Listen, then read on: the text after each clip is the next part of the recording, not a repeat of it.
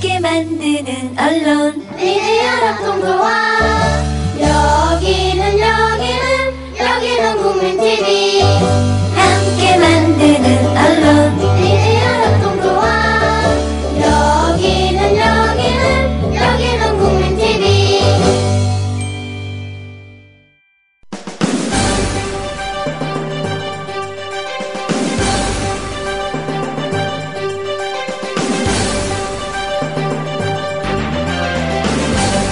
정치평론가 이강윤의 오늘.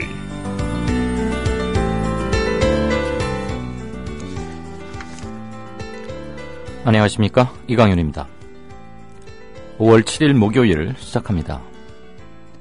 여야가 합의한 공무원연금 개혁과 국민연금 개선 방안에 대해 청와대가 제동을 걸고 나서면서 합의문의 잉크가 마르기도 전에 백지화될 위기에 처했습니다. 세월호 특별법 시행령 시비와 성완종 리스트 파문을 덮으려는 정치적 노림수로밖에는 보이지 않습니다. 이럴 거면 국회는 왜 필요하고 여야 합의는 왜 필요한 겁니까? 헌법은 물론 초등학교 교과서에도 명기되어 있는 삼권 분립을 얘기한다는 것 자체가 이제는 자괴감을 넘어 사치스럽게까지 느껴집니다. 새누리당은 의원직을 반납하고 청와대 행정관이나 비서관으로 재취직하는 게 맞습니다. 새누리당 김무성 대표가 말한 폭풍 개혁이 이런 겁니까? 잠시 후 시작합니다. 부장님, 대리운전은 뭐 부를까요? 아, 대리운전 블랙박스 주는 1800-6606 대리운전이 있지 않은가? 아, 20회 이용시 블랙박스를 주는 1800-6606 블랙박스 대리운전이요? 그럼 검색창에 블랙박스 대리운전을 검색해보게. 홈피에는 다양한 사은품들도 있다네. 저기 부장님, 블랙박스 대리운전에서는 국민TV에 후원도 한다면서요. 자네도 블랙박스도 주고 후원도 하는 1800-6606 이용하게. 역시 대리운전은 1800-6606. 주 기자님, 지난 주말에 콘도 다녀왔는데 진짜 좋았대. 주 기자님은 콘도 회원권도 갖고 있나 봐요? 부럽다. 이번에 회원권 114 거래소에 의뢰해서 싸게 구입했다는데? 콘도 회원권은 비싸지 않아요? 회원권인데? 근데 이 콘도 회원권이라고 다 비싼 게 아닌가 봐. 회원권 114에 알아보니까 종류도 많고 다양한 상품들 엄청 많던데? 그러면 우리도 봄 여행 한번 알아볼까요? 콘도는 회원권 114에서 구입하고요. 02-544-6114번 02-544-6114번 회원권 114는 인터넷과 모바일 앱에서도 검색할 수 있습니다. 콘도 회원권 거래는 회원권 114 02-544-6114번으로 바로 전화해보세요. 목요일 순서 시작합니다.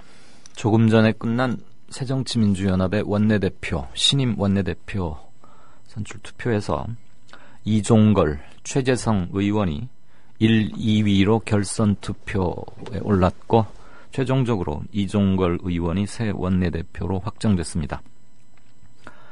이종걸 원내대표에게 주어진 책임은 여러 가지로 굉장히 무겁고 중요한 시기이죠. 그동안에 이종걸 의원이 보여줬던 일정한 경향성, 이런 것들을 보면은 일정 부분 기대를 갖기도 하고 또 약간의 한계도 있을 수 있다, 그런 생각은 듭니다. 어쨌거나 이른바 친노 진영이라고 불리우는 측에서는 이번에는 후보를 내지 않았습니다. 이 관련해서는 진짜 인터뷰에서 김성수 정치평론가와 함께 조금 더 얘기 나눠보도록 하겠습니다. 이종걸 신임 원내대표에 대해서 주문하실 사항이 있거나 제언하시고 싶은 게 있으면 샵 인터뷰 이렇게 해서 올려주시면 충분히 반영하겠습니다. 자, 뉴스 브리핑 시작하죠. 임대웅 PD 어서 오십시오. 네, 안녕하십니까. 안녕하세요. 공무원 연금 개혁안이 애초에 시한이었던 5월 2일을 맞춰서 일단 여야가 합의를 보긴 했는데 청와대의 이의 제기와 제동으로 결국은 국회 본회의 처리는 무산되고 말았어요. 네, 그렇습니다. 어렵사리 여야 합의까지 이끌어낸 공무원 연금 개혁안이 4월 국회 처리가 국민연금 때문에 6일 무산됐습니다. 소득 대체율 50% 상향과 공무원 연금 개혁을 통한 재정 절감분의 20% 투입, 국민연금과 연계한 이 두 가지 숫자가 결국 다 된 밥에 제대로 코를 빠뜨린 격이 됐습니다. 정치권의 설익은 국민연금 연계 방안이 숫자의 마술을 앞세운 정부 논리에 휘둘려 화를 자초했다는 시각에도 힘이 실리는데요. 여야가 오는 11일쯤 원포인트 국회를 열어 다시 처리에 나설 예정이지만 여전히 진통을 피하기 힘든 까닭이기도 합니다. 네. 실제로 여야 합의를 다시 백지로 되돌리는 과정에서 톡톡히 한몫한 건 보건복지부의 보험료 2배 인상 논리였는데요. 청와대가 국민연금 연계에 대해 월권이라며 불쾌함을 나타낸 동시에 등장한 정부 입장이기도 했습니다. 노후보장 강화와 연금 사각지대 해소를 명분으로 국민연금을 연계한 공무원 연금 개혁안이 극적인 타결을 이룬 건 지난 2일 복지부 문영표 장관은 곧바로 국회를 찾아가 보험료를 2배 올릴 자신이 없으면 소득 대체율을 올려선 안 된다고 반대했습니다.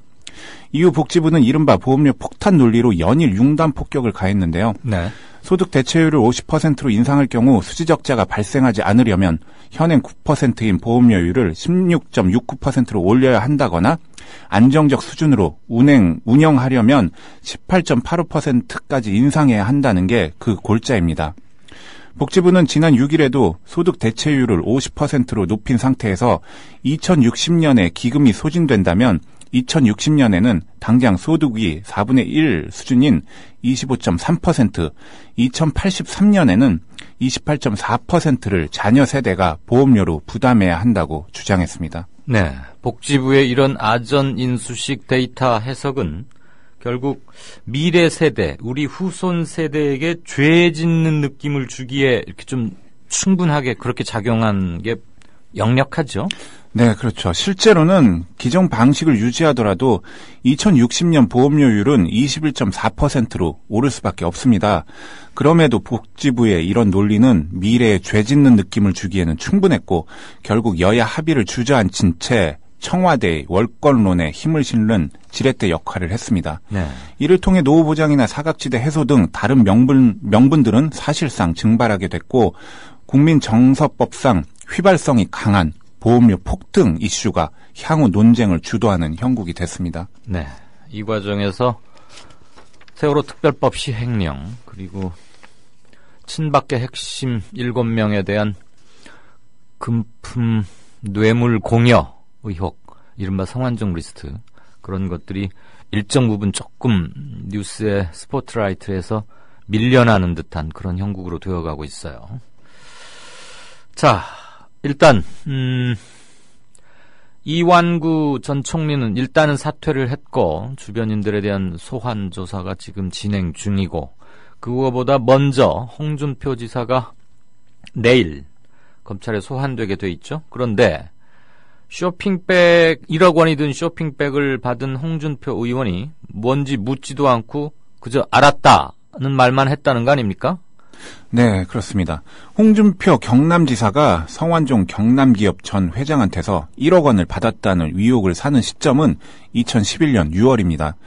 비주류이던 홍 지사가 대세론을 얻고 2012년 총선 공천권을 행사할 수 있는 대표직을 거머쥐기 직전인데요. 홍 지사는 자기 혐의에 대한 부인의 강도를 높여가고 있지만 관련자들의 진술이 구체화되면서 점점 구석으로 몰리고 있습니다. 검찰은 홍 지사가 당시 돈이 든 쇼핑백을 건네받고는 이건 뭐냐고 묻지 않고 내용물이 무엇인지 이미 아는 듯한 반응을 보였다는 진술까지 확보했습니다. 2011년 6월 윤 씨는 아내가 운전하는 차를 타고 국회로 갔습니다. 네. 성 전 회장이 홍 지사에게 주라고 부탁한 쇼핑백을 들고선데요. 코팅을 해 반질반질한 쇼핑백은 내용물이 보이지 않게 또 다른 쇼핑백으로 한 겹 더 씌워놓은 상태였다고 합니다. 네. 윤 씨는 검찰 조사에서 쇼핑백이 묵직해서 돈이라는 직감은 했다고 합니다. 하지만 내용물을 직접 보지는 못했다고 진술했다고 했는데요. 자신은 단순 전달자일 뿐이라는 그런 취지로 해석됩니다. 윤 씨의 아내는 차를 몰고 위원회관과 가까운 국회 남문으로 들어섰지만 차량 통제기를 통과하지는 않고 윤 씨를 그 앞에서 내려준 뒤 돌아갔다고 합니다. 네. 그 후 윤 씨는 방문증을 끊고 위원회관에 들어섰다고 했고요. 윤 씨는 위원회관에서 쇼핑백을 건네받은 홍 지사가 아무 말 없이 알았다 라고만 했다고 진술했다고 합니다. 네. 윤 씨는 또 홍 지사가 곧바로 당시 경선 캠프 재정 업무를 총괄하던 나 아무개 보좌관을 불러 그 쇼핑백을 들고 나가게 했다고 진술했고요. 윤 씨는 수사팀 조사에서 당시 위원실 구조를 그림으로 그려가며 경위를 진술했다고 합니다. 윤 씨는 홍 지사가 이미 쇼핑백에 무엇이 들었는지 알고 있다는 느낌을 받았다고 진술한 것으로 알려졌는데요. 검찰은 성 전 회장이 윤 씨에게 쇼핑백을 배달시키기 전 홍 지사를 서울 여의도 국회 앞에 있는 M호텔에서 만났고 전달한 뒤에는 홍 지사에게 전화해서 한 장 잘 받으셨느냐라고 확인했다는 진술도 확보했다고 합니다. 네, 어제 나온 기사들과는 조금 달라진 대목이 있네요. 어제 나온 기사에서는 이게 아마 이제 검찰 출입 기자들이 취재가 잘 안 되니까 벽치기 이리저리 선을 대서 묻고 그러는 과정에서 조금 구체적 정황에서 착오가 발생한 게 아닌가 싶은데 어제까지 나온 뉴스에서는 차 안에서 홍 지사, 지금 현 홍 지사죠. 당시 홍준표 의원의 나 모 보좌관에게 쇼핑백을 주었고 나 보좌관은 그 쇼핑백을 받아 들고 갔다. 이렇게 되어 있는데, 그러니까 돈 전달 장소가 차 안이라고 되어 있는데 오늘 지금 나온 기사에 의하면 그게 아니고 의원실에 가서 윤승모 전 경남기업 부사장이 직접 당시 홍 의원에게 전달을 했고 홍 의원은 알았다고만 말했다 이거죠. 그러니까 홍 의원은 윤승모 전 부사장이 자기 방에 오기 전에 어디로부터 무엇을 누구에게 들려보낼 것입니다. 이런 전가를 받았기 때문에 그냥 알았다고만 했겠죠. 만약에 전혀 처음 듣는 거면 이게 뭡니까? 라고 그냥 빈말로라도 묻는 게 상례 아니겠습니까? 네, 그렇죠. 네.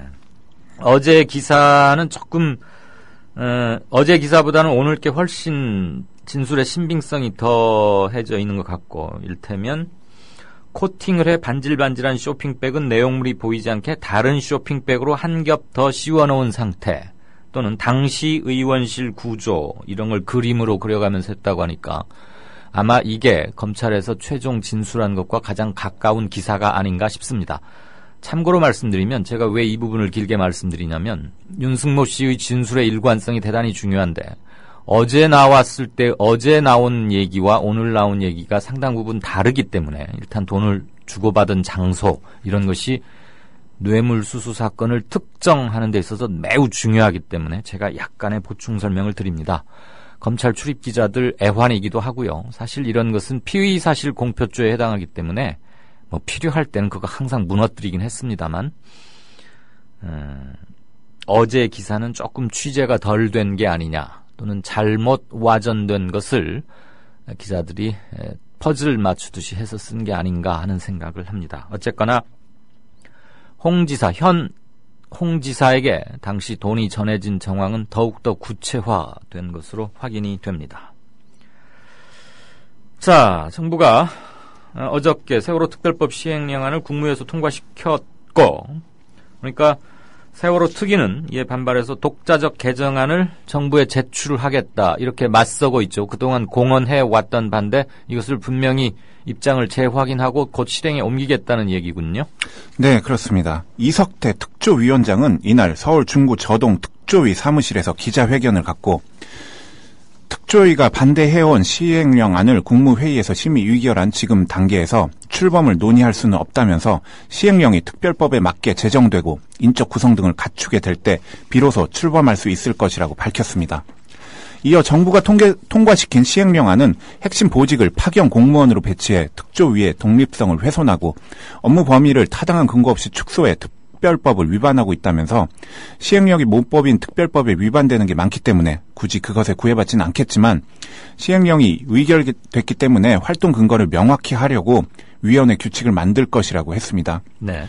전명선 4.16 가족협의회 대표도 기자회견을 갖고 특조위의 생명은 정부 등 조사 대상으로부터의 독립성이라면서 오직 특조위가 공정하고 객관적인 조사를 통해 내린 결론만이 국민들을 납득시킬 수 있다고 밝혔습니다. 한편 정부는 이날 오전 정부 서울청사에서 국무회의를 열고 세월호 특별법 시행령을 의결했는데요. 수정안은 정부 원안에서 문제가 제기된 기획조정실장을 행정지원실장으로 담당 업무를 기획 및 조정에서 협의 및 조정으로 바꿨습니다. 또 44명 대 42명이었던 민간인과 파견 공무원의 비율을 49명 대 36명으로 고쳐 파견 공무원 수를 줄였습니다. 네. 박상옥 대법관 후보자 결국 어제 야당의 투표 거부로 인해서 여당이 단독 통과시켰죠.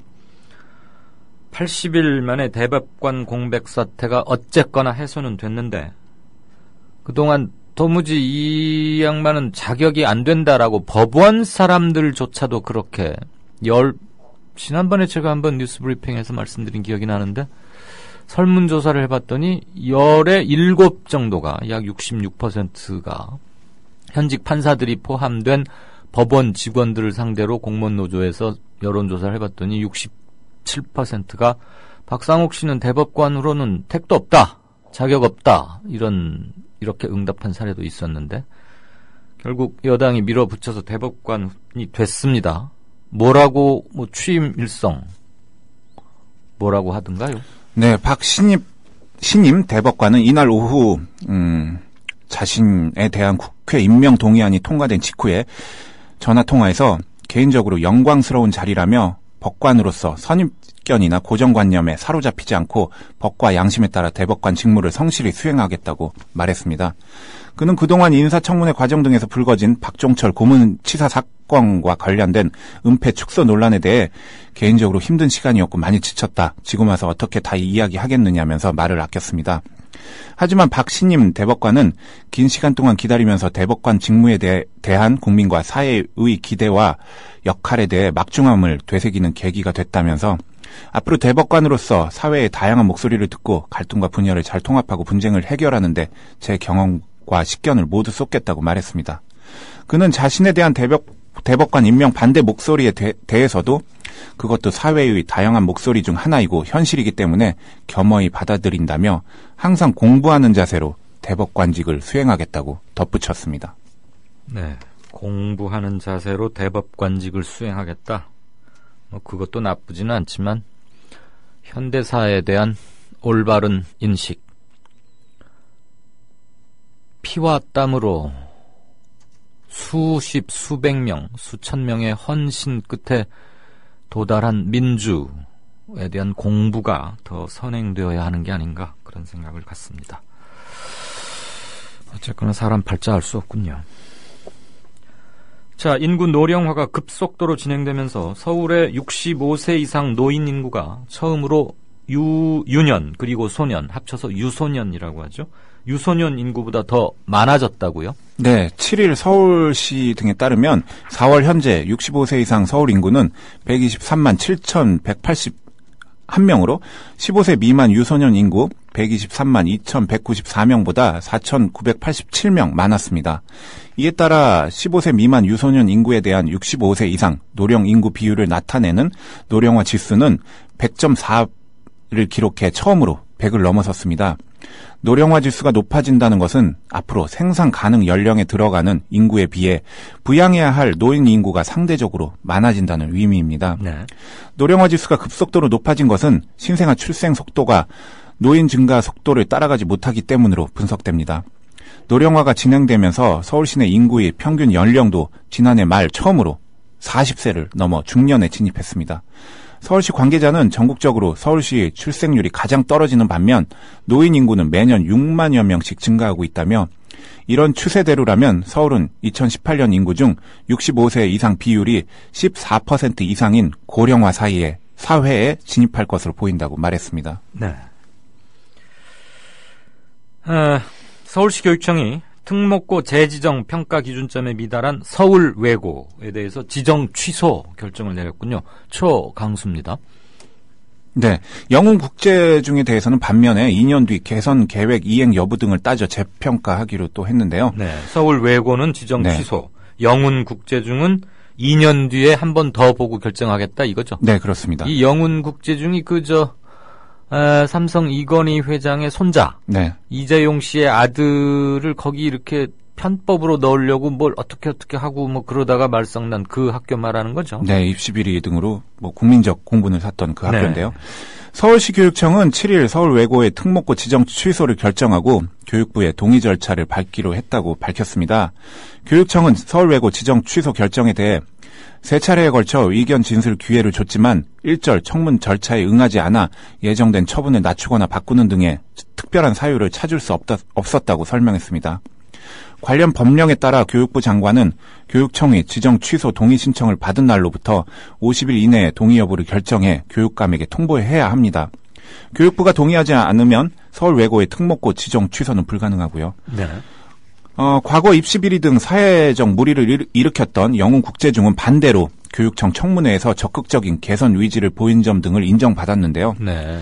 교육청은 영훈국제중은 청문 절차 이전에 사회통합 전형 대상자 외에 추가로 장학금 지원을 확대하는 방안 등을 발표했고 청문회에도 평가 결과 미흡하다고 지적된 점에 대해 구체적인 개선 계획을 제시했다고 말했습니다.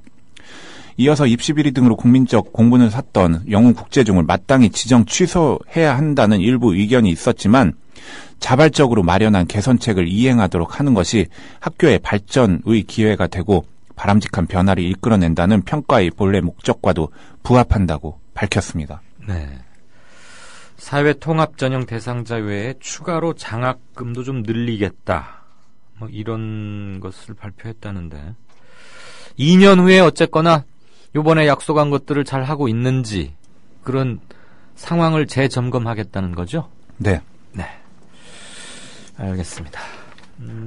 뒤늦게 방송 듣기 시작하신 분들을 위해서 말씀드리면 오늘 있었던 새정치민주연합 원내대표 선출 투표에서 이종걸 의원이 최종적으로 결선 투표에서 최재성 의원을 제치고 신임 원내대표에 당선됐다는 것을 다시 한번 말씀드립니다.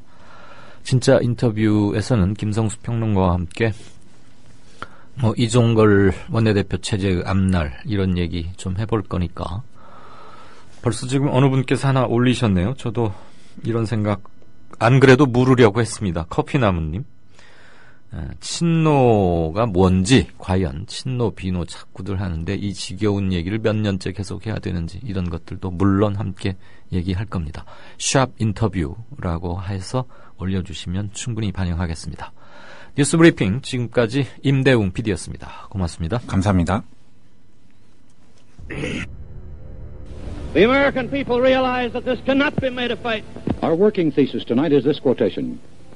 If this fight against communism is made a fight between... 안녕하세요. 뉴스K 앵커 노지민입니다. 제 앵커석 옆에는 4명의 언론인 사진이 걸려 있습니다. 이 중 한 사람인 에드워드 머로우는 메카시즘의 광기를 끝낸 용감하고 양심적인 기자로 기록됩니다. 숨죽여 있던 미국의 지성을 일깨운 계기였습니다. 어느 누구는 뉴스 앵커가 특정한 주장을 펼치는 것이 점잖지 못하다고 지적합니다. 하지만 시시비비를 가리는 것은 언론인의 사명입니다. 뉴스K가 그 사명을 일깨우면서 한국 언론을 선도하겠습니다.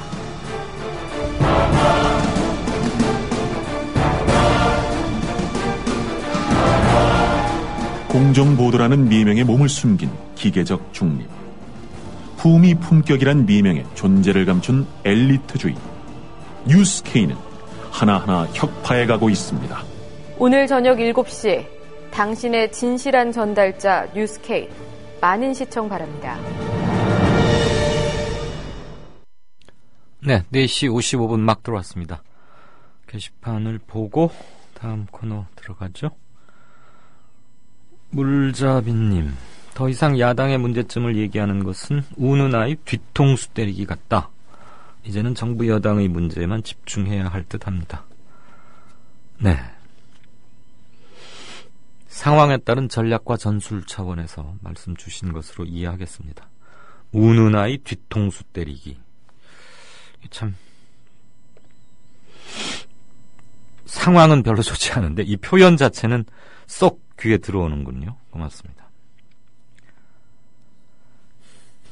테라빈님, 이종걸 의원이 비노인가요? 비노, 이종걸 원내대표 당선이라고 뜨네요. 친노와 비노의 기준은 뭔가요?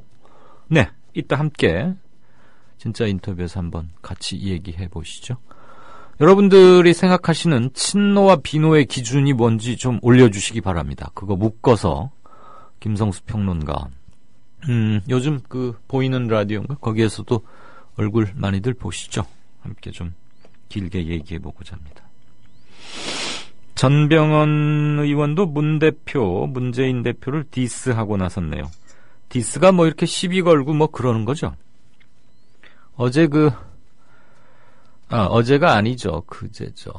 화요회라고 김대중 전 대통령 묘역 찾아서 화요일마다 동교동계 사람들이 뭐 추모를 하고 하는데 그 자리에서 나왔던 것을 얘기하시는 건지 그 이후의 발언이신지.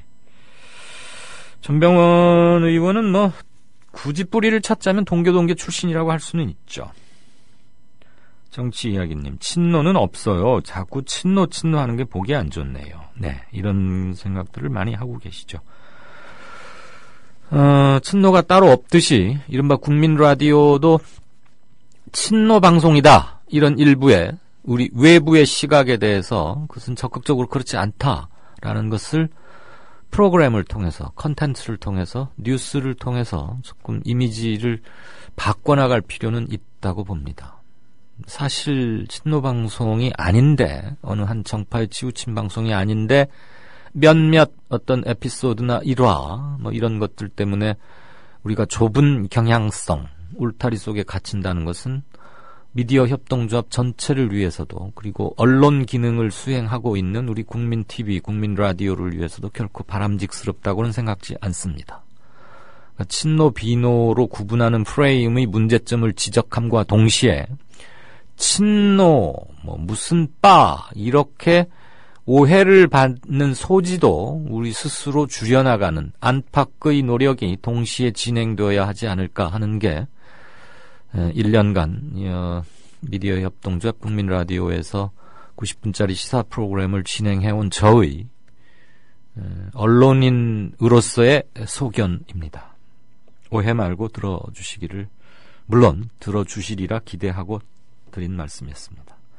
루키님, 길을 쓰고 버텨서 대법관이 됐는데 나중에 로펌이 기다리고 있으니까 창피고 망신이고 자존심도 없어지고 후배 법관들한테도 인정도 못 받는 선배가 됐으니 제대로 판결할지 의문이구만요. 네. 이거 딱 그대로 캡처를 해서 그걸 좀 전달을 했으면 싶습니다. 록 에이지스님은 아주 뭐 격렬하게 신임 대법관으로 결국 임명이 된 박상옥 대법관, 신영철 전 대법관처럼 비견해가지고 거기에 빗대서 꼴통 대법관이 될 가능성이 농후하다 이랬습니다. 배 사장님, 이분 저 목동에서 그 사교육에 종사하시는데 개념 학원 원장 3분 중에 한 분이죠. 아주 저 독특한 헤어스타일에 며칠 전에는 후기에다가 그 유시민 전 의원이 제기했던 기울어진 운동장론, 야당에 대해서도 한 쓴소리 길게 올려서 건강한 토론을 유도하고 하셨던 분인데 4.16 일주기 때는 얘들아, 너희들 오늘 같은 날은 학원에 와서 공부하는 날은 아니다. 공부할 필요, 오늘 같은 날은 공부하면 안 된다. 그러면서 우리 학원은 휴강, 광화문에를 가든지 집에서 뭐 반성을 하든지 책을 읽든지 뭐 잠을 자든지 알아서 해라. 아무튼 나는 4.16 일주기인 4월 16일에는 너희들에게 뭐 가르칠 수 없다. 그러면서 휴강한 양반이죠. 배 사장님이 이러셨네요. 제가 좀 아는데 서울 외고 황당한 족벌 학교입니다. 지정 취소 당연합니다. 족벌 학교라고요? 그러면 언니 오빠가 다녔던 아이들이, 그 동생들이 또 들어가기 쉽다는 점에서 족벌 학교입니까? 아니면 그 학교 운영이 이사장, 교장, 교감 등등이 무슨 집안에 뭐 고모, 이모, 뭐 등등 이래서 족벌 학교입니까? 배 사장님이 아무래도 저 서울 외교 내부 상황을 좀 아시는 모양인데 시간이 되시면 조금 써주시면 고맙겠습니다. 저는 서울 외고 뭐 이런데 아이를 보내보지 못해서 사실 서울 외고가 어디 있는지도 잘 모르거든요. 배 사장님이 학원에서 아이들 뭐 가르치실 시간 아닌지 모르겠어요. 사도 요한 출첵합니다. 역사는 반복된다 하죠? 아니면 퇴행하는 건가요? 부모님들 대부분은 자신과 같은 불행한 삶을 살지 말라, 행복해라 하고 좋은 모습만 보이고 하지 않나요? 네, 우리 가정 단위, 조그만 소모임 이런 단위에서는 다들 모범을 보이고 민주시민으로 지킬 것 제대로 지키고 자기 권리는 명확하게 주장할 수 있는 그런 시민으로 아이들을 기르고 가정교육도 하곤 하는데, 전체 차원에서 보면 그만 뭔가 흐트러져 버리는, 그리고 사회나 정치 구조에서는 그런 작은 선들이 결코 관철되지 않는, 그러니까 가치관의 혼란이 초래될 수밖에 없는 거 아니겠습니까? 그런 점을 지적하신 게 아닌가 싶습니다. 이게 여야 합의를 무시한 청와대의 국민연금 관련 조치를 말씀하신 건지, 아니면 박상옥 전 검사가 대법관에 취임하게 된 걸 두고 말씀하시는 건지는 명확치는 않습니다만,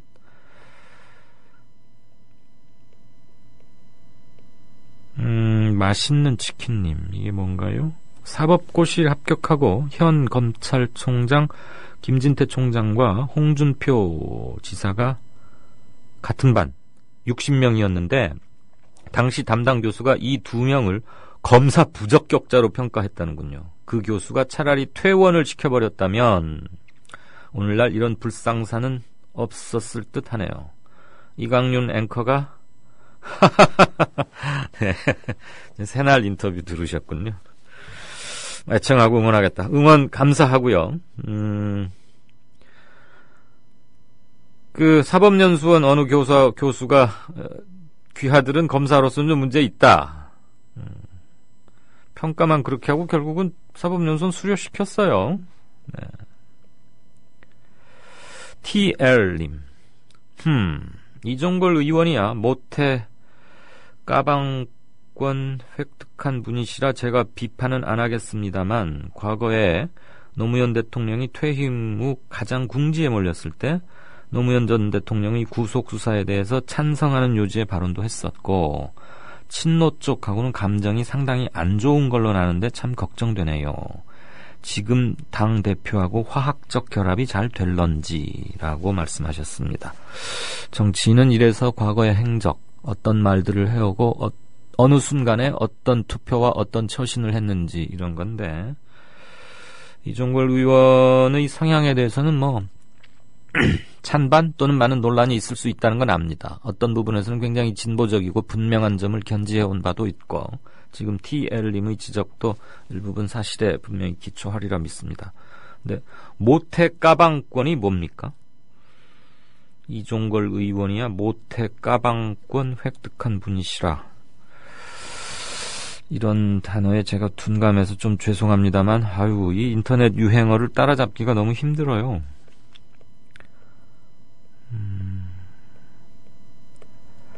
무한대님은 박종철 고문치사 사건의 수사팀 일원으로 최선을 다했다. 수사 외압 여부는 모른다라고 청문회에서 얘기했던 박상옥 씨가 대법관 결국 된 거에 대해서 사진과 함께 진상이다. 그런데 사건의 진상이란 뜻인지 아니면 다른 의미의 진상, 후자겠죠. 65만 명 광우병 사망이라고 외치던 그가 올해 햄버거 먹으며 미여행, 동아일보인가요? 채널A 12년 전 사진을 세월호 폭력 집회 사진으로, 채널A는 자신들이 저 사진을 노출한 시간만큼 정정보도를 할까요? 그러면서 김성훈 전 농림부 장관 관련, 아마 이거 조선일보군요. 네, 조선일보. 그랬는데 세월호 시위대 경찰 폭행 장면이라고 하면서 사진 한 장면을 이렇게 어느 프레임을 어느 순간에 자르느냐에 따라서 똑같은 사진이 내용을 확 뒤바꾸기도 하죠. 지금 그러면서 채널 A의 문제점을 이렇게 조선일보 신문과 함께 비견해서 꼬집으셨습니다. 하모니님, 팟빵 순위는 어떻게 되는 거지 도대체? 국민 라디오 프로그램들은 라이브 청취율이 높은 것 같다. 라이브 방송 없이 녹음 방송식 송출 프로그램들은 다운로드 받아서 청취하다 보니까 팟빵 순위가 높을 수밖에 없다. 생방송 청취를 하고 있음에도 그래서 다운로드를 받고 있습니다. 조합원 여러분, 국민 라디오 프로그램 다운받고 이렇게 뭐 성원하는 거, 그 순위 집계하는데 참고가 되는 것들에 좀 적극 참여하십시다라는 제 제안이시군요. 저는 저도 뭐 당연히 순위를 보죠. 사실 뭐 한 번도 10위권 안에 올라가 본 적이 없고 딱 어느 하루에 18위 했던 거고 나머지는 항상 30위. 그다음에 주말이 지나고 나서 월요일에 보면 뭐 90위, 어쩔 때는 100몇 위 이런 것도 하고 그래가지고 참 창피합니다만 그래서 순위는 아예 뭐 신경을 써봐야 안 올라가니까요. 뭐 순위가 꼭 행복은 성적순이 아니듯이 프로그램 퀄리티가 꼭 순위순은 아니라고 자위는 하는데 10등 안에 들면은 이렇게 위에 쫙 떠서 보기도 찾기도 편하긴 하더라고요. 어떤 프로그램들이 이렇게 10등 안에 드나 등수 안에 드나 하고 들어봤는데 재미는 그쪽에 있긴 하겠더라고요. 뭐 막 얘기하다가 또 껄껄껄 웃기도 하고 또 뭐 간간히 구성진 욕도 한마디 하면서 청취자들 카타르시스도 좀 주고 후련함도 주고 대리만족도 일부 주고 하던데 저는 뭐 과가 다르니까 뉴스를 몇 시간 있다 들으면 뉴스가 아니고 올즈 아닙니까? 뉴스가 아니니까요. 이강윤의 오늘은 생방송 뉴스로만 갑니다. 순위는 공부 못하는 사람 순위 크게 신경 써봐야 안 됩니다. 스트레스만 받으니까 넘어가겠습니다. 안 바쁜 벌꿀님, 이제 어느 당을 해체시킬라나. 네, 청와대 강경 드라이브가 특히 4.29 재보선 이후로 조금 강하게 나오는 기류는 느껴지는 거죠. 하나만 더 보고 다음 순서를 보겠습니다. 이게 그 사이에 또 뭐가 많이 올라왔군요. 더불어 살자님, 친노는 조중동이 만든 프레임으로 알고 있습니다. 그런데 설사 친노가 있다 하더라도 친노인 게 왜 나쁜지 궁금합니다. 민주정당에서 다수 계파가 있는 건 당연한 거 아닌가요? 네, 조중동이 만든 프레임이라는 거는 저도 일정 부분 동의합니다. 그런 제 견해를 수차에 걸쳐서 이미 말씀드린 적도 있고요. 서울 외교가 왜 족벌학교인지 좀 올려달라고 그랬더니 배 사장님이 이사장, 교장, 교감, 행정실장이 모두 다 친척. 네, 아직도 이런 학교가 있군요. 네, 활발한 견해들 주시는 점 고맙습니다. 조금 있다가 게시판 다시 살피겠습니다. 제주 문옥양 노지 한라봉 판매합니다. 여수 돌산 갓김치 팔아요. 안동 산골에 맛있는 사과를 소개합니다. 거금도에서 직접 키운 전복을 직거래로 가져가십시오. 속리산 문장대 아래 청정지역에서 재배한 콩으로 만든 청국장 맛보세요. 거창 민들레 사과 어떠세요? 광천 특산품 광천김 끝내줍니다. 정직하고도 유익한 특산품 멀리서 찾지 마세요. 지금 국민TV 홈페이지 홍보마당 사업 홍보 게시판에 펼쳐 있습니다. 하실 분 사실 분 함께 어우러진 행복한 상생의 장, 여러분을 초대합니다. 국민.tv 홍보마당 사업 홍보 게시판 지금 들러주세요.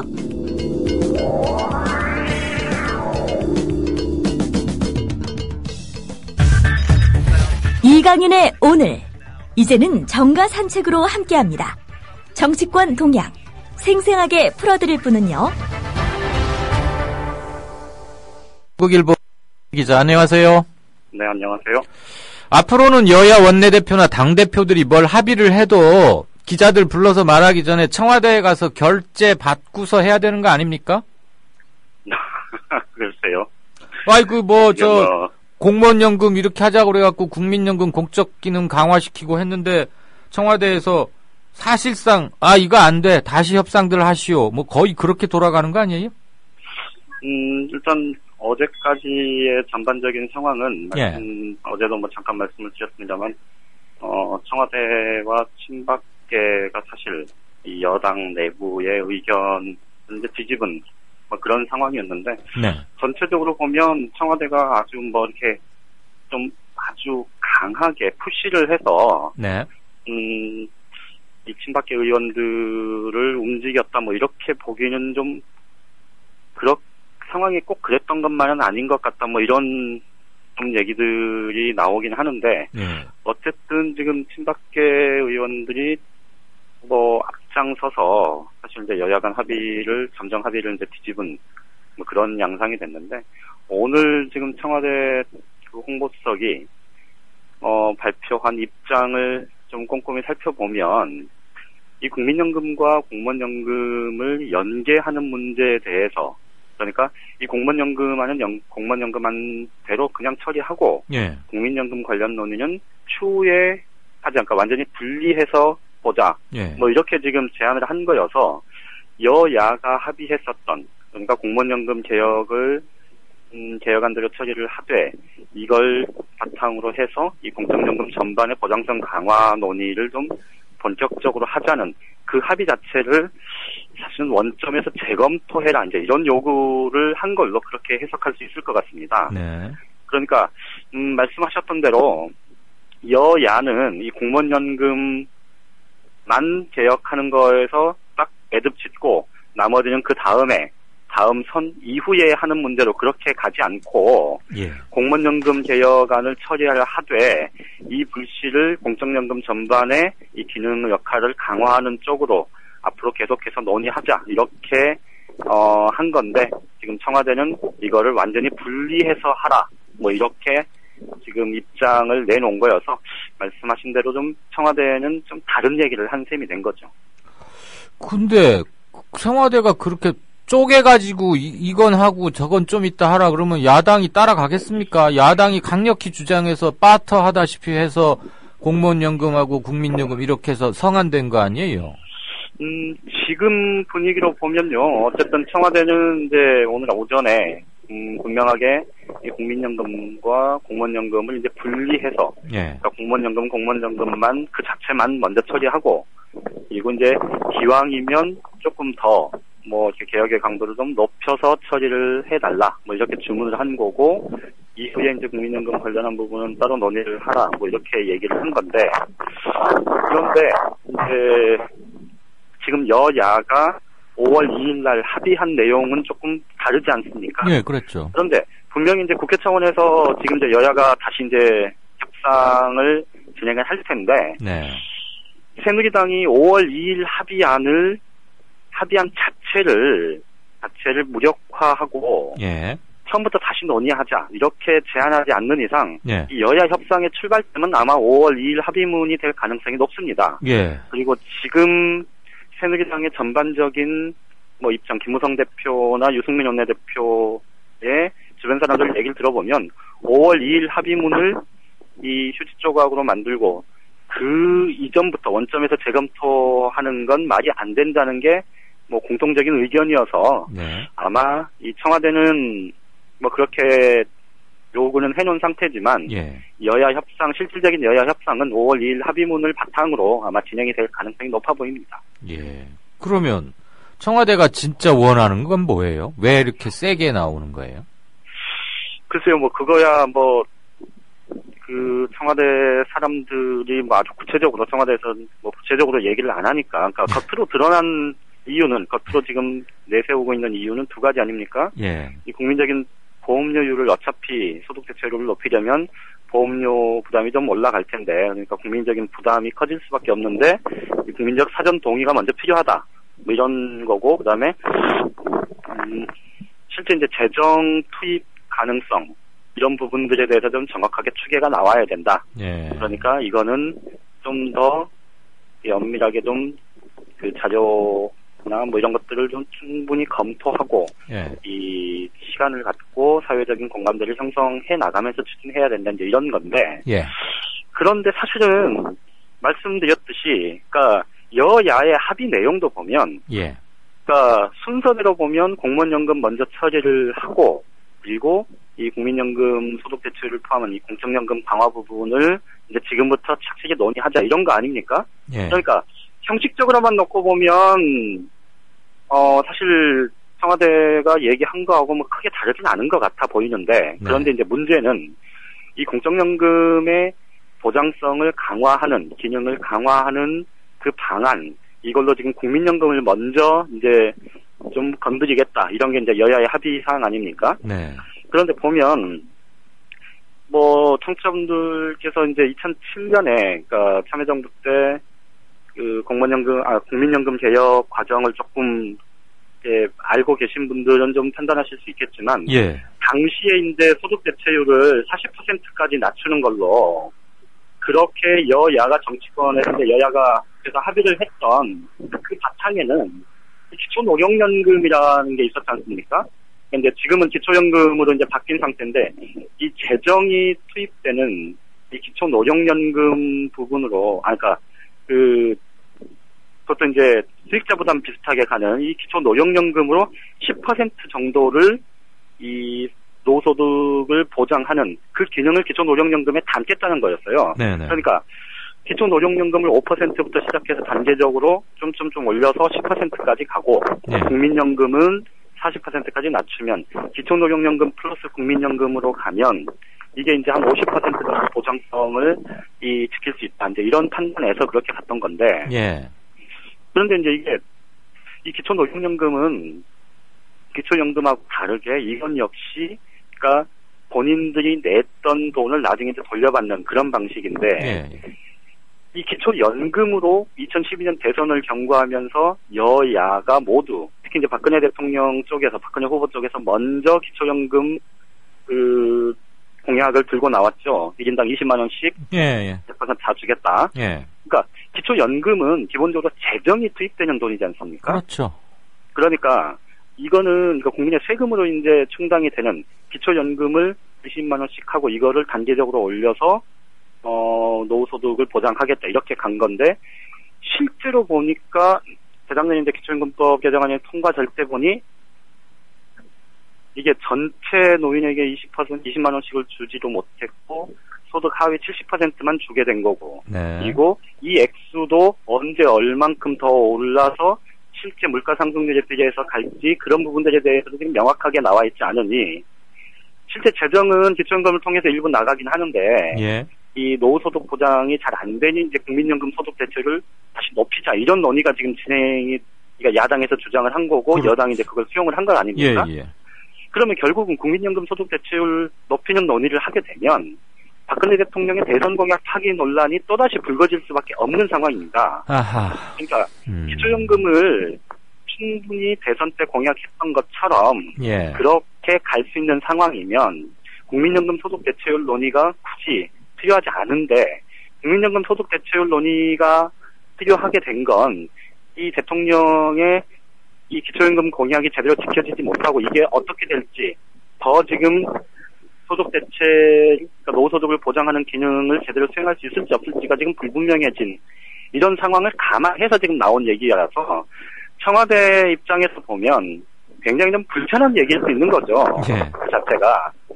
아마 뭐 모르긴 몰라도 그 부분도 좀 크게 작용을 한 것 아닌가 뭐 그렇게 추측이 됩니다. 알겠습니다. 저기 정치부에서 뭐 잔뼈가 등뼈로 확 굵은 양정대 기자한테 저 하나 물어볼게요.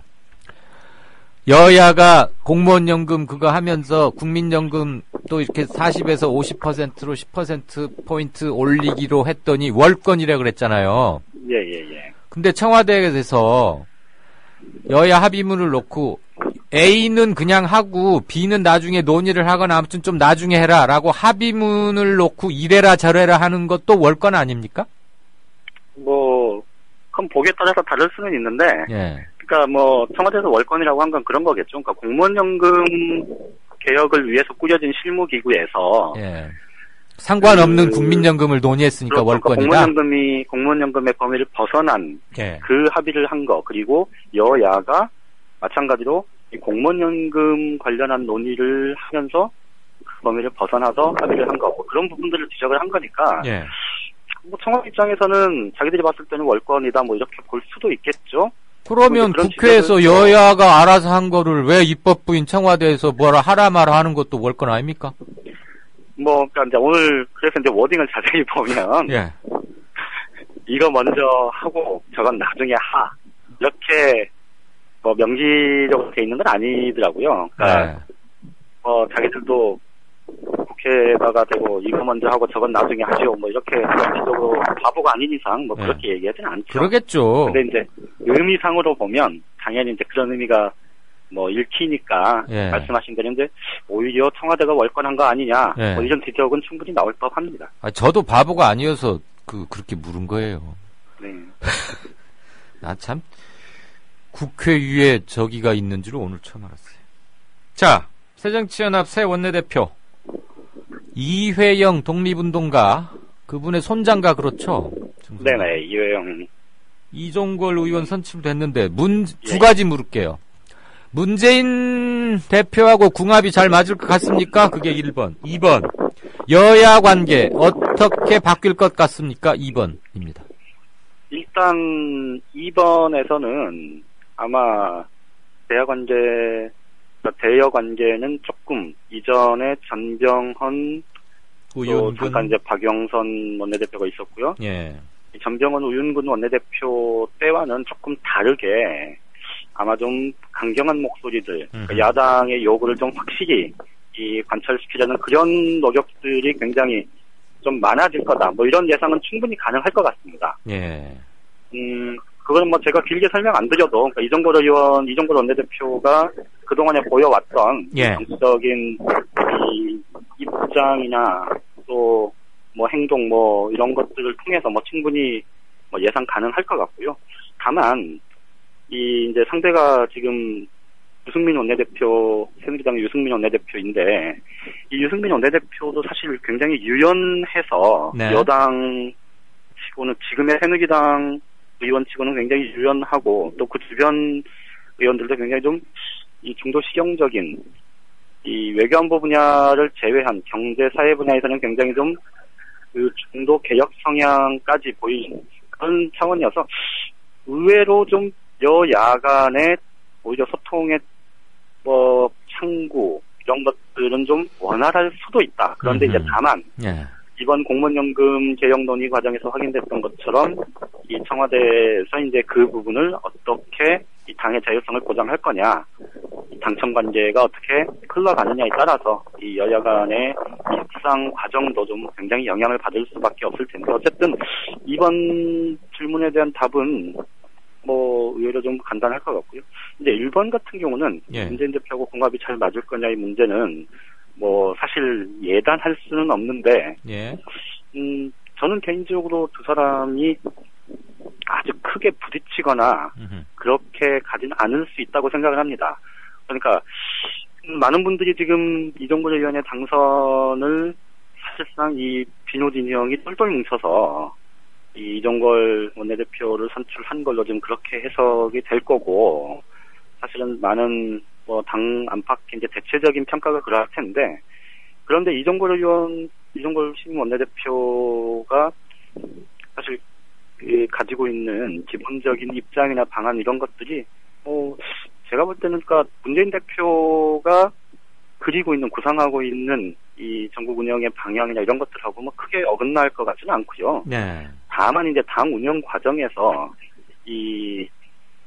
그동안 이제 비노 진영이 틈만나면 얘기했었던 이 친노 패권에 관련된 문제, 이런 부분들이 좀 부각이 되면 아무래도 이제 이종걸 원내대표가 그 부분에 조금 총대를 매는 듯한 그런 상황이 벌어질 수는 있을 것 같아요. 그래서 그 부분은 그래서 쉽게 예단을 하긴 좀 어려울 것 같습니다. 다만 말씀드렸던 대로 이 정책 노선, 정치 노선과 관련한 큰 방향에서는 오히려 이종걸 이 원내대표는 이 중도 개혁 성향이 굉장히 강한 사람이어서 문재인 대표하고 방향성 측면에서는 오히려 궁합은 꽤 맞을 수 있다.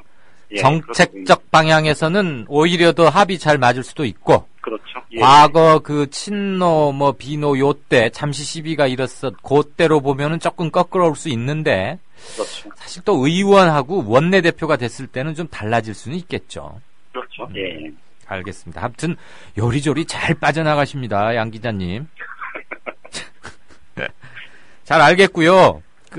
저는 아무래도 궁금한데, 국회 여야 당대표, 여야 원내대표, 뭐 이런 사람들이 다 모여가지고 한 거를 청와대에서 뭐라고 해갖고 다시 하는 건 제 생각에는 그것도 월권 같아요. 맞습니다. 억지로 동의하시네. 잘 들었습니다. 예, 고맙습니다. 지금까지 정가산책 한국일보 양정대 차장이었습니다. 조선일보가 일제에 벌이는 거룩한 전쟁에 참여하라고 해서 내 학도병으로 지원했다가 죽을 뻔했다우. 6.25 때 조선일보가 국군이 연전연승하고 있다고 해서 넋놓고 있었죠. 근데 밤새 인민군이 서울을 함락시키고 후퇴할 때는 남편을 잡아갔어요. 진작 피난할 걸. 조선일보에서 외환 위기는 없다며 설레발 떨었는데 그걸 바보같이 믿었어요. 그래서 사업이 실패했습니다. TV조선에서 황선 신은미가 북한을 지상 낙원이라고 했다는 보도를 보고 폭탄을 던졌어요. TV조선이 거짓 보도를 한 건데.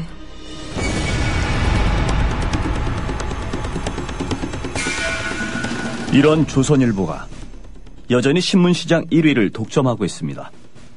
조선일보 같은 족벌신문, 수구 기득권 세력의 대변 매체에 집중된 언론 권력을 시민에게 돌려주자는 운동.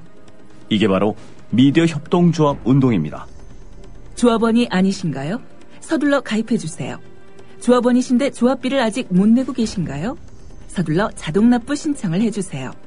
인터넷 국민.tv 또는 서울전화 3144-0933, 3144-7737로 하시면 됩니다. 네, 5시 28분 막 되어갑니다. 한두 가지 안내 말씀 겸 잠깐 게시판 보고 오늘 행가는 특별한 텍스트 없이 이종걸 원내대표에 대한 저의 간단한 소회 여러분과 조금 나눠볼까 합니다. 우선 오는 5월 23일 토요일이죠 아마 5월 23일 노무현 전 대통령 서거일이기도 합니다. 그날 뭐 전국 곳곳에서 아마 추모 행사가 있을 텐데 5월 23일 부산에서 제가 뭐 세월호 관련해서 펴낸 책 멈춰버린 시간 2014-0416 이런 책의 부산, 울산, 진주, 마산, 뭐 창원 이쪽 부산을 근거지로 한 경상남도 지역 청취자분들 그리고 조합원분들 뵙고 같이 좀 생각해보고 뭐 짧은 말로는 북 콘서트라고 하는데 전 그런 형식에도 조금 생소하기도 하고 일반 책과는 좀 다른 점도 있고 해서요. 꼭 그 용어를 쓰지는 않고 싶습니다. 다만 애청해 주시고 성원해 주시는 분들 가까이서 뵙고 제가 만든 자료 함께 보면서 그리고 미국 어느 대학생이 만든 세월호와 한국의 언론에 관한 다큐멘터리도 한번 같이 보면서 생각해보는 그런 시간을 갖고자 합니다. 우선 날짜는 5월 23일 토요일 6시 또는 7시 경이 될 겁니다. 왜 시간이 특정되지 않냐면 그날 김해 진영 봉하마을에서 노무현 전 대통령 추모식에 참석들을 하시고 부산으로 건너오셔서 생협 강당으로 지금 잡고 있는데요. 그곳에까지 도착하실 수 있는 정확한 시간을 뭐 교통 상황도 있고 하니까 빠르면 6시 늦으면 7시가 되지 않을까 싶거든요. 그래서 부산, 마산, 울산 그쪽에 계시는 분들 또 같이 봉하마을에 추모제 다녀오시는 분이라면 특별한 일정이 없으시면 잠시 부산에서 얼굴 뵙고 한 2-3시간 같이 얘기하고 그런 기회를 갖고자 합니다. 5월 23일 부산에서 여러분들 뵙는 기회가 있습니다. 최종적으로 시간과 장소가 정해지는 대로 다시 안내 말씀드리겠고요. 양정대 기자가 뭐 특정 당이나 어디를 좀 비호하거나 대변인 하는 것처럼 들린다. 예, 그러실 수도 있죠, 당연히. 기자는 사실 어디를 편들거나 그러기 쉽지 않아요. 그 몸에 그렇게 훈련을 받을 때 그렇게 절대 그렇게 어디 편들지 않도록 아주 엄하게 훈련하거든요. 여러분의 정치적 성향에 비추어서 조금 뭐 마음에 들지 않거나 덜 뜨뜻미지근하면 이제 어디 대변하는 거 아니야? 이렇게 들리실 수는 있을 겁니다. 그 심정은 이해하지만 기자가 어디를 대변한다고 저는 그렇게 생각지는 않고, 솔직히 말씀드리면 어느 쪽에 기울어 있다 그러면은 제가라도 불편하고 이건 맞지 않다 해서 1년 동안 같이 끌어오지 않습니다. 네, 그 점은 저를 믿어주시면 고맙겠고요. 앞으로 행여라도 그렇게 들리는 소지가 있으면 제가 좀 더 보충 질문이나 이런 걸 통해서 균형 있게 들릴 수 있도록 더 노력은 하겠습니다. 왜 양 기자가 대변인 역할을 하는 걸로 자꾸 들리는지 그랬더니 쫙 양분이 되네요. 김마리님께서는 항상 그렇게 들려요 그러셨고, 또 다른 분께서는 중립적 관점에서 보려고 하는 것 같다, 양 기자가. 저는 뭐 이거 다수결로 결정할 문제는 아니라고 봅니다. 역시 최종 판단은 이강윤이가 진행하는 거에 대한 최종 판단, 그 다음에 각 코너별 고정 출연자들의 생각, 매일매일의 인터뷰이들의 생각이나 얘기, 최종 판단은 당연히 여러분의 몫입니다.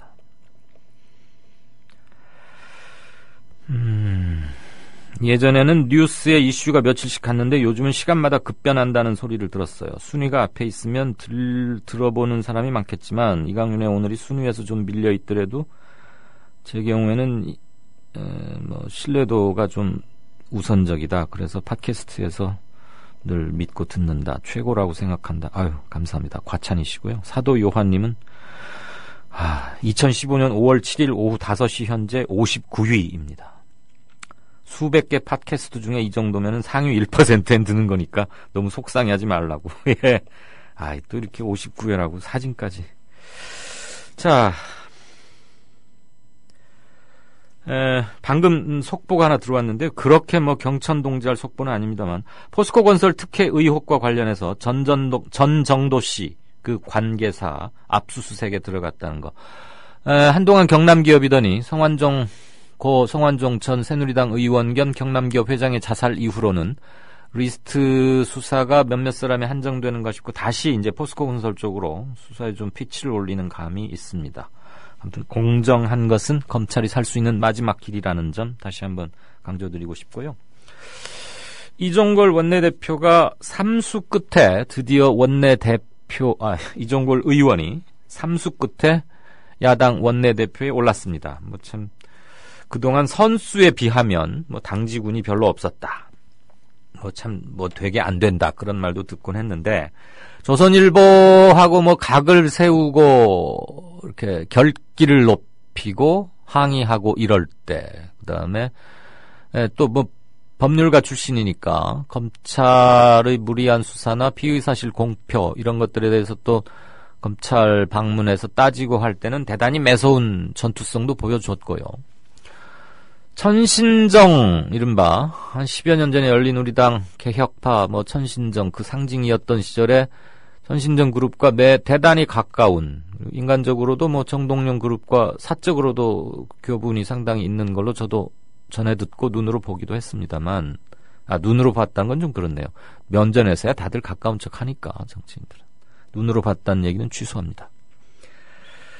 집안 자체야 여러분들 많이 써주시다시피 누구도 인정하는 혁혁한 독립운동, 그리고 또 이른바 권문세족이었죠. 그 이회영 선생 그 집안이. 그런데 그러니까 친일 이렇게 하고 충분히 그럴 수 있음에도 불구하고 그 말도 좀 어폐가 있군요. 아무튼 가진 사람이었는데, 그리고 하나 별 부러울 거 없는 이른바 조선 후기 명문가 집안이었는데 자기 가진 것 다 통해서 독립운동에 헌신하고 그 집안이 혁혁했죠. 그리고 김대중 정부 때 초대 국정원장 지냈고 정치했던 이종찬 전 의원이 아마 사촌지간일 겁니다. 흔히 말하는 여야에서 그냥 거칠게 표현하자면 주류 쪽은 아니었고요. 중도 개혁이란 것은 조금 전에 양 기자도 한 바 있고, 앞으로 어떻게 할 탓이다. 저는 그 말씀을 먼저 드리고 싶습니다. 물론 과거사의 어느 대목을 따지다 보면 구원도 있을 수 있고 그때 왜 이런 발언을 했느냐 가지고 헤집을 수 있습니다. 네, 그것은 본인이 상황에 맞춰서 해명을 하거나 또는 앞으로 행동으로 보여주면 될 일이고요. 중요한 것은 저는 지금이 마지막 기회라고 생각합니다. 야당에게 주어진. 왜냐하면 내년 4월 선거가 실질적으로 새정치연합이 정당으로서 제1야당의 지위와 함께 유력한 수권 정당으로 남느냐 남지 못하느냐의 기로에 서 있고 지금이 마지막 기회다. 단 한 번밖에 없는 기회를 문재인 대표는 불안불안하게 위태위태하게 지금 가고 있는 형국이다. 그리고 말씀드렸다시피 원내대표의 비중은 국회 회기가 열리는 동안에는 당대표와 거의 버금갑니다. 그동안 원내대표들이 어떻게 해왔느냐에 따라서 원내외의 세력관계가 어떻게 진행되어 왔는지는 우리가 똑똑히 기억하고 있는 거 아닙니까? 그런 점에서는 문재인 대표와 함께 위기의식은 똑같이 느낄 것이다. 설령 계파별 있다고 치고 계파별 색깔에 따른 위기의 강도는 다르더라도 일단 책임을 맡고 나면 과거의 구연이나 소연보다는 전체적 책무의식이 다 앞서게 돼 있는 게 사람이라고 봅니다. 특히 정치하는 사람들은 그거 동물적으로 타고난다고 보고요. 지금 원내대표가 됐는데 임기 채우고 들면 내년 중요한 선거 때까지는 계속 갈 수밖에 없습니다. 즉 새정년이 처해 있는 마지막 기회를 살리느냐 못 살리느냐의 그 열쇠는 두 사람, 문재인 그다음에 이종걸, 이 두 사람의 어깨에 공이 달려있다. 굳이 비율을 치자면 한 6대4나 5.5대 4.5 정도로 문 대표에게 좀 더 많겠지만 이종걸 대표가 짊어지게 된 오늘의 원내대표 승리 3수 끝에 이건 결코 축배만은 아닐 것이다. 그리고 본인이 그걸 누구보다도 잘 알고 있을 것이다. 그래서 일단은 그에게 주문을 하는 것으로 기대를 걸어보는 게 낫지 않을까 하는 생각을 합니다. 그가 자신의 가문의 출신, 그 다음에 정치의 출발점, 그리고 몇 번의 정치적 고비에서 그가 했던 투표나 정책 성향, 그 다음에 개혁성에 대한 것은 저는 기본적으로 의심받을 일은 별로 하지 않았다고 생각합니다.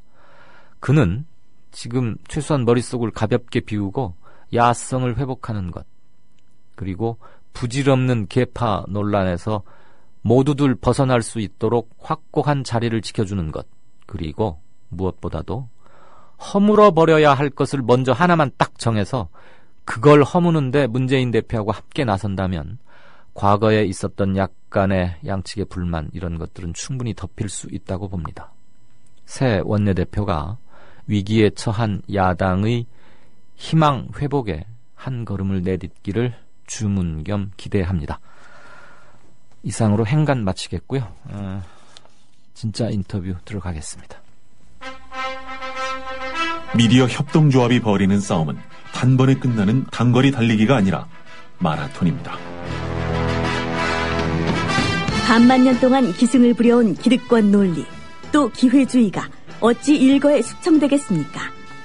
인내심과 지구력을 갖고 천천히 또박또박 그리고 신랄하게 헤쳐나가야 합니다.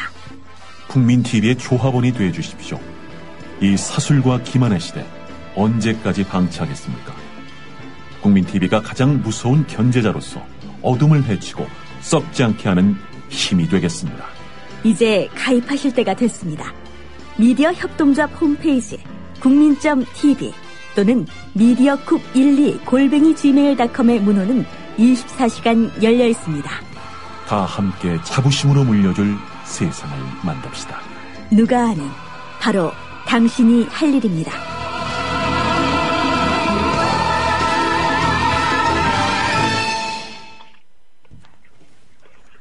네, 진짜 인터뷰 시작하겠습니다. 김성수 평론가 나와 계십니까? 여보세요? 여보세요? 김성수 평론가? 예, 김성수입니다. 안녕하세요. 잘 들리십니까? 예, 잘 들립니다. 이종걸 의원이 삼수 끝에 새정년의 새 원내대표가 됐습니다. 그리고 임기를 다 채운다면 내년 4월 총선까지도 함께 치러야 합니다. 대단히 중요한 순간에 중책을 맡았는데 우선 이종걸 의원이 왜 이겼다고 보십니까? 변화에 대한 열망이 아닌가 이렇게 생각을 합니다. 실제로 이종걸 의원은 당내에서 계속 소수의 의견을 대변해 왔고, 그리고 꾸준히 혁신과 또 새로운 변화를 갖다가 얘기해 온 분인데요. 그런 그분의 어떤 손을 들어줬다라고 하는 측면이 이제는 새정치협에서 변화에 대한 열망을 외면하는 그런 상태에서는 더 이상 가망이 없다, 이런 생각들이 공유되고 있었던 건 아닌가, 이런 생각입니다. 네. 정치평론을 하는 김성수 평론가에게 하나 묻고자 합니다. 예. 새정년 제1야당을 말할 때 아주 누구나 다 말하는 게 친노, 비노입니다. 예. 친노와 비노가, 자, 첫 번째 질문. 친노와 비노가 있습니까? 구분이 확실히 됩니까? 지금 구분이 확실히 된다고 이렇게 많은 분들이 보고 있지만, 실제로 그 내부에 들어가면은 복잡한 여러 가지 그런 경우의 수는 존재하죠. 그렇지만 전반적인 경향으로서 친노와 비노는 존재하고 있는 건 사실입니다. 그러면 김 평론가가 보는 친노와 비노를 한번 정의해 주시겠습니까? 글쎄요, 굉장히 어려운 그런 질문인데요. 네. 보통 친노라고 하면 노무현 대통령의 그런 생각과 또 유지를 따라서 진보적인 그런 정치들을 갖다 편하겠다라고 얘기를 하시는 그런 분들이지만, 근데 실제로 지금 보이고 있는 모습들을 보면 일정한 계파 안에서 계파가 갖고 있는 그런 힘들을 좀 상황에 따라서 확인하려고 하는 그런 모습들이 보이고 있다, 이렇게 좀 볼 수가 있겠고, 좀 비노라고 한다면은 지금 보면은 구민주당 계열서부터 약간 노무현 대통령하고는 일정한 거리를 좀 두고 있었거나, 혹은 그 이후에도 노무현 대통령의 조금 진보적인 그런 견해들과 네. 일정한 거리를 두고 있는 그런 어떤 그룹들이라고 볼 수가 있는데, 네. 그런 그룹들이 지금은 이제 비주류로 이렇게 일컬어지고 있는 그런 상황이라고 볼 수 있겠죠.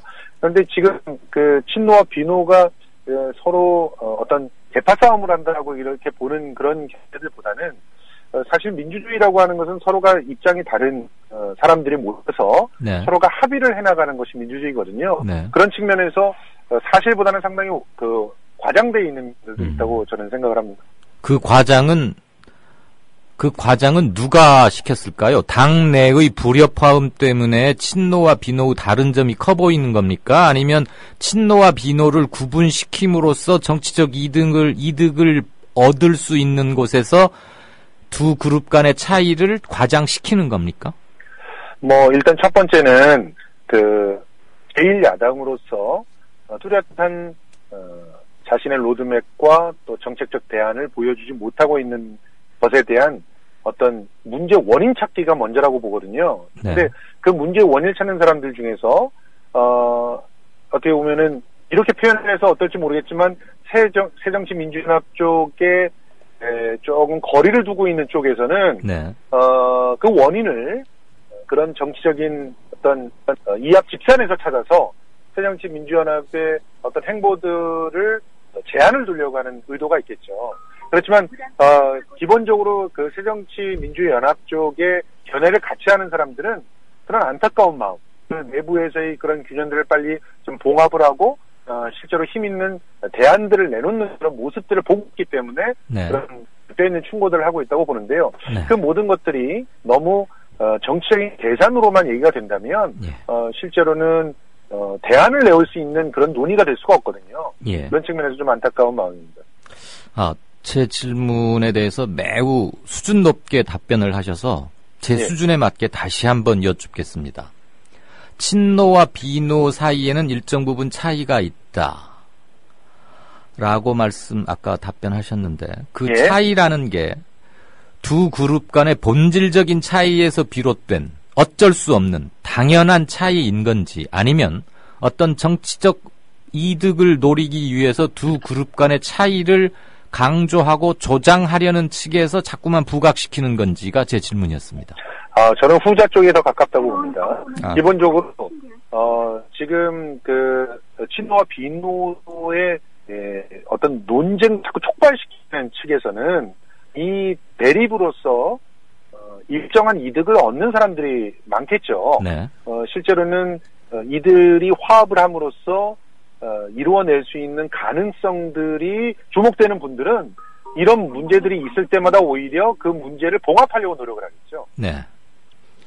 아까 친노와 비노를 구분하실 때 노무현 전 대통령의 유지를 따르면서 진보적인 색채를 지니는 그룹을 친노라고 하셨고, 비노는 쉽게 말하자면 구민주당 계열, 그리고 노무현식 정책이나 정신과는 약간 거리를 두고 있는 그룹이라고 이제 거칠게 그러니까 단순화시켜서 구분을 하셨어요. 일부러 아마 인터뷰를 좀 잘 유지되게 하기 위해서 개념화 시키신 게 아닌가 싶은데, 그러면 친노와 비노라고 일단 그냥 그 편의상 그 용어를 차용하기로 하고요. 친노와 비노는 도저히 화합할 수 없는 빙탄불상용, 얼음과 재처럼 섞일 수 없는 그런 관계로 보십니까? 저는 전혀 그렇지 않다고 봅니다. 네. 예, 실제로 그냥 일반화시켜서 말을 해도 네. 정당의 목적은 정권을 가져오는 게 목적이죠. 정권을 가져오기 위해서는 어떠한 차이들에도 극복할 수 있어야 되는 게 그 정치인들이고 또 정치 단체라고 보는데, 네. 그런 차이들을 부각시킨다라고 하는 것은 차이를 부각시켜서 얻을 수 있는 이익이 있기 때문이겠죠. 네. 그렇지만 진정한 그런 정치인들이라고 하면 차이를 넘어서 우리가 이룰 수 있는 미래, 또 우리의 꿈들, 또 상상력들, 정치적 상상력들, 이런 것들을 중시한다고 봅니다.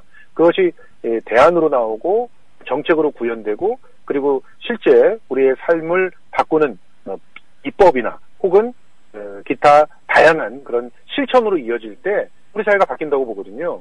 그런데 지금 현재를 보면 그 작은 차이들을 자꾸 부각시켜서 그 안에서 어떤 이득을 얻는 걸로 좀 안주하는 그런 모습들이 많이 보이고 있어서 그런 것들이 안타깝다는 거죠.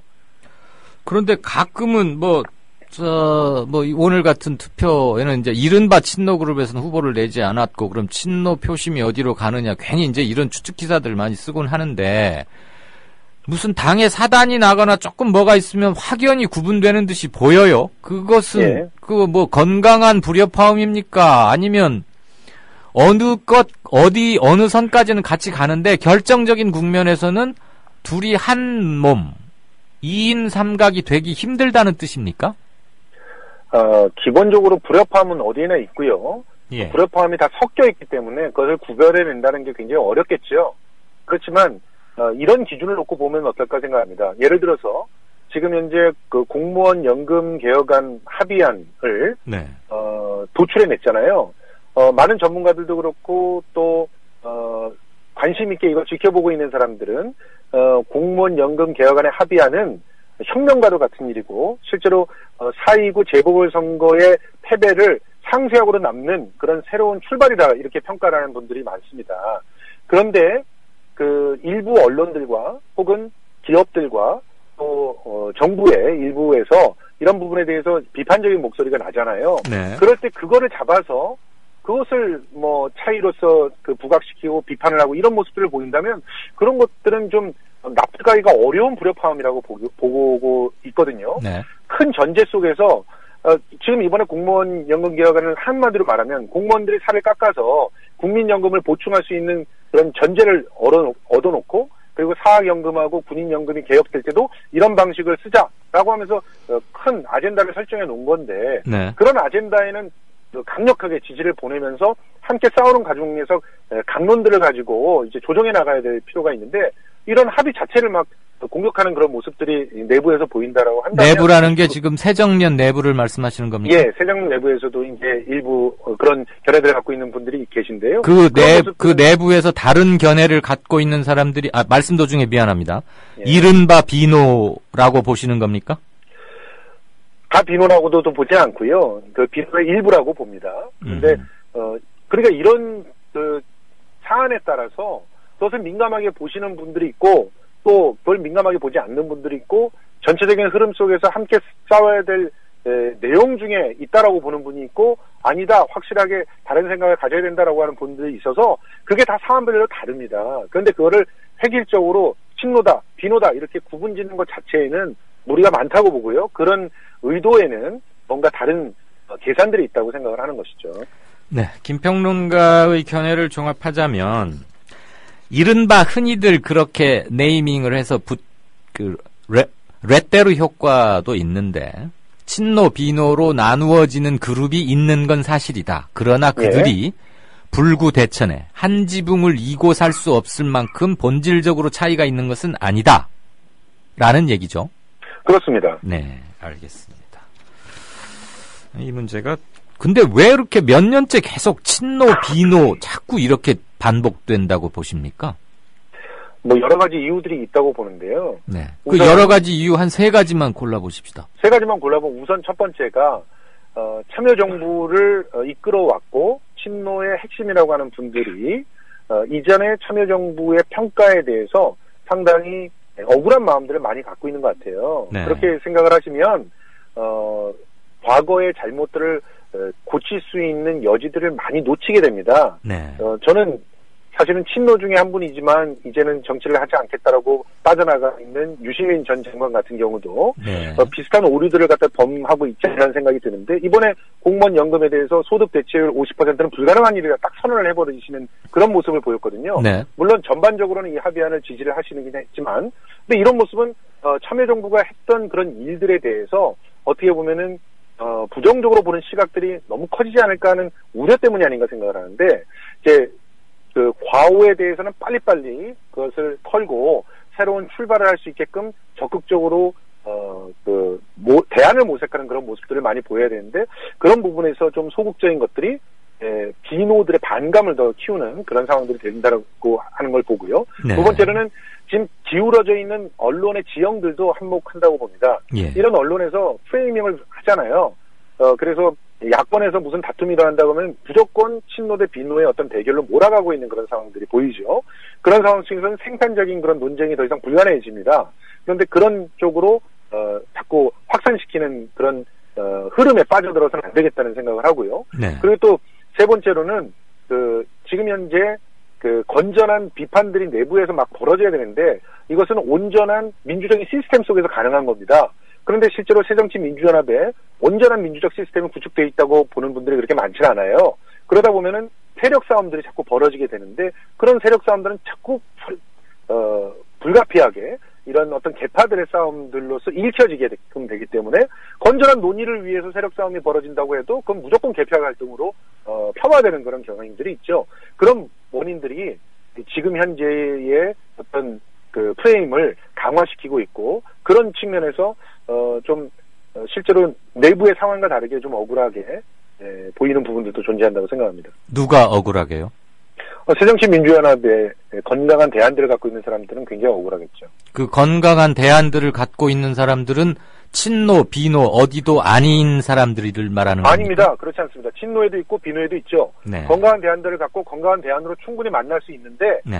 그런 프레이밍 때문에 네. 오히려 여러 가지 행보들이 제약이 있게 된다는 얘기입니다. 네. 그러면 그 그룹에 있는 사람들, 이른바 지금 우리 김평론가가 건강하다고 표현한 그 사람들이 친노와 비노로 나뉘어져 있는 듯한 뭐 약간 지금 그룹 사이에 경계는 있다고 하셨으니까 그것을 봉합시키거나 새롭게 하나로 묶어내는 역할을 할 수 있다고 봅니까? 그만큼 세력화되어 있다고 보십니까? 그분들이 그렇게 세력화되어 있다고는 보지 않고요. 오히려 지금 현재 필요한 건 리더십이라고 봅니다. 그러니까 그분들의 그런 갈증들과 욕구들을 주류로 끌어내주면서 그리고 그 수많은 그 개개인들의 이해들을 어떻게 보면은 공공의 이해로서 묶어낼 수 있는 그런 리더십이 필요하다고 보는데 그런 측면에서 문재인 대표님이 자신이 하고 있는 아주 긍정적인 여러 가지 성취에도 불구하고 자꾸 비판을 당하고 있는 부분들도 있지 않나 이렇게 생각이 들고요. 그런 모자란 부분들을 자꾸 채워나갈 수 있게 돕고 그 주변에 그야말로 뒤에로 온 사람들을 모아서 하나의 힘을 만드는 것이 문재인 대표의 앞으로의 과제라고 볼 수 있는데요. 그게 시간이 그렇게 많지는 않다는 생각이 듭니다. 알겠습니다. 자, 국민연금 논란해서 마지막 질문이 될지도 모르는데, 네. 청와대가 제동을 거는 통에 여야 각 4인씩 모여서 합의했던 합의서, 잉크가 마르기도 전에 백지화될 위기에 처해 있고, 이미 4월 국회 마지막에 통과하기로 했던 어제 5월 6일 국회 본회의 통과는 무산됐습니다. 여야 중요한 책임 있는 자리에 있는 사람들이 합의한 것을 행정부의 총사령탑격인 청와대에서 이렇게 하라 하는 거 월권 아닙니까? 저는 월권이라고 생각합니다. 그리고 이것은 철저하게 국민의 이득에 반하는 행위라고 생각합니다. 네. 그리고 굉장히 유체 이탈식 그 화법을 통해서 네. 마치 이 합의안이 국민에게 부담을 주는 것처럼 뒤바꿔 놨는데요.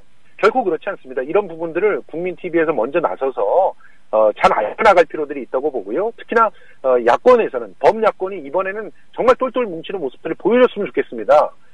지금 공적연금 강화라고 하는 그런 거대한 아젠다는 차후의 총선과 대선을 갈라놓을 수 있는 그런 강력한 힘을 갖고 있는 아젠다라고 보는데요. 네. 이 아젠다를 김무성 대표한테 뺏겨서야 되겠습니까? 어떻게 보면은 지금 현재 그 청와대의 목리 때문에 김무성 대표의 입지가 약화되고 네. 김무성 대표로 넘어갈 수 있는 그런 공들이 다시 야권으로 올라온 그런 기회이기도 합니다. 알겠습니다. 이번 기회에 야권들이 확실하게 공적 연금 강화를 따내고 네. 국민들에게 희망을 주는 대안으로서 자리 잡았으면 좋겠습니다. 네, 여기까지 듣겠습니다. 말씀 고맙습니다. 고맙습니다. 지금까지 김성수 평론가와 얘기 나눠봤습니다. 이강윤의 오늘이 준비한 순서는 여기까지입니다. 들어주셔서 대단히 고맙습니다. 저는 내일 다시 뵙겠습니다.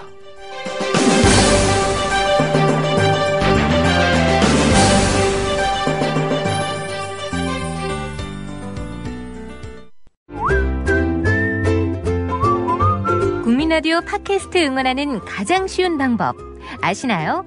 다운로드하기, 별점 주기, 댓글 달기, 구독하기. 국민라디오 팟캐스트 널리 알리는 가장 쉬운 방법. 다운로드하기, 별점 주기, 댓글 달기, 구독하기. 기억하세요. 다운로드하기, 별점 주기, 댓글 달기, 구독하기.